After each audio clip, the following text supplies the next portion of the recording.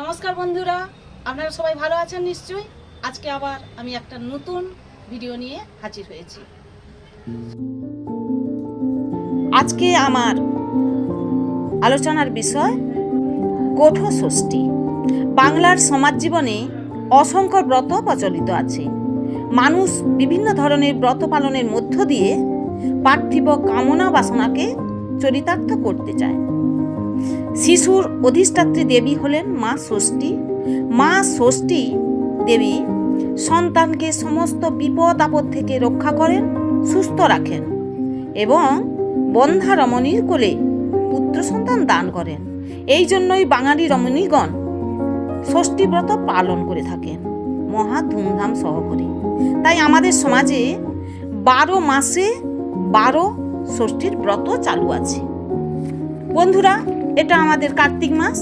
কার্তিক মাসে পালন করে গোঠো ষষ্ঠী।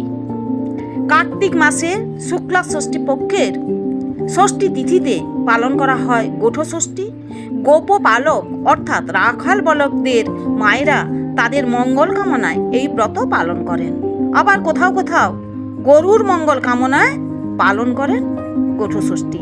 বাংলার ধর্মীয় ও লোকাচার ভিত্তিক উৎসব হলো গোঠো ষষ্ঠী। ভাগী পূজা ও সন্তানের মঙ্গল কামনার সঙ্গে যুক্ত। গোঠো ষষ্ঠীর মূল উদ্দেশ্য গরু বাছুরের সুস্বাস্থ্য ও সন্তানের দীর্ঘায়ু কামনা করা। কৃষি নির্ভর সমাজে গরুকে পরিবারের সদস্য ধরা হয়, তাই ষষ্ঠী দেবীর সাথে সাথে সম্পর্ক স্থাপন করা হয়েছে গরুর। কার্তিক মাসের শুক্ল ষষ্ঠী তিথিতে এই পূজা পালিত হয়। গরু বাছুরকে স্নান করিয়ে হলুদ, তেল, আলতা, সিঁদুর দিয়ে নতুন দড়ি পরানো হয়। দুধ, ফল, পিঠে, মিষ্টি দিয়ে দেবীকে পূজা করা হয়। অনেকে গরুর লেজে গাঁদা ফুল বেঁধে ঘুরিয়ে দেন, এটা লোকাচার। এই ব্রতের লোককাহিনীটি নিম্নরূপ। এক গ্রামে এক কৃষক ও তার স্ত্রী বাস করত। তার বাড়িতে ছিল 2টি গরু ও একটি বাছুর।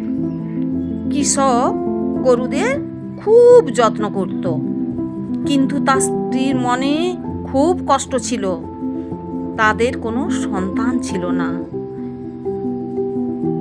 গ্রামের মহিলারা গরু বাছুর নিয়ে ফুল মিষ্টি সাজিয়ে থালা সাজিয়ে ষষ্ঠী পালন করছে। চাষি বউ মনের দুঃখে গোয়ালে বসে বসে কান্না করতে লাগলো।